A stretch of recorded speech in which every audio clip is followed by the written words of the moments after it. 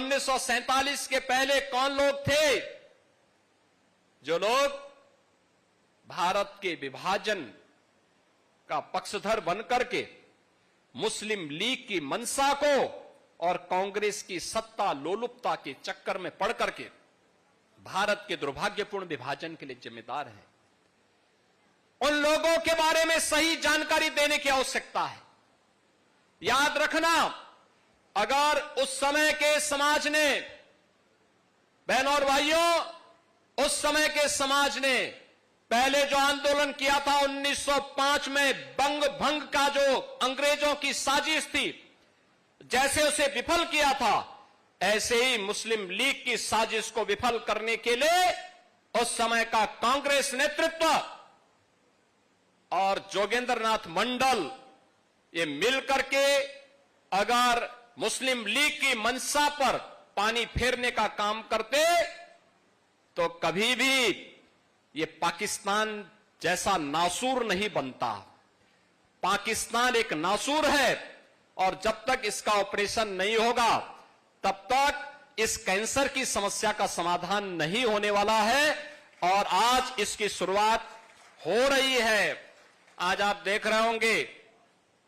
पाक अधिकृत कश्मीर में पाकिस्तान से अलग होकर के भारत में शामिल होने की मांग शुरू हो गई है। बलूचिस्तान में पाकिस्तान से अलग होने की मांग उठ खड़ी हो गई है और एक पाकिस्तान जब तक इस धरती पर है, याद रखना, ये मानवता का कैंसर है। इस कैंसर का समाधान ये मानवता का भी कैंसर होगा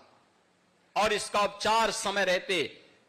दुनिया की ताकतों को मिलकर के करना होगा और सबसे ज्यादा सतर्क भारतवासियों को रहना होगा।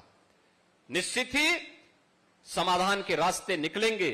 एक विकसित और आत्मनिर्भर भारत की परिकल्पना के लिए पूज्य संतों के सानिध्य में उनके संकल्पों के साथ आगे बढ़ते हुए हम डबल इंजन सरकार के कार्यों को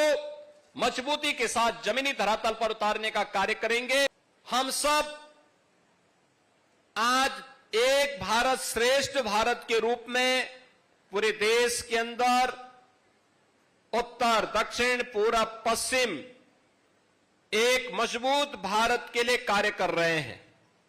प्रधानमंत्री मोदी जी का संकल्प, उनका सामर्थ्य और उनकी विजनरी लीडरशिप हम सबको एक नई यात्रा के साथ आगे बढ़ा रही है और हम सब ये भी जानते हैं कि भगवान श्री कृष्ण की जब स्मृति हम सबके सामने आती है तो भगवान श्री कृष्ण एक हाथ में मुरली है तो दूसरे हाथ पे सुदर्शन भी तो है उनके हाथ में।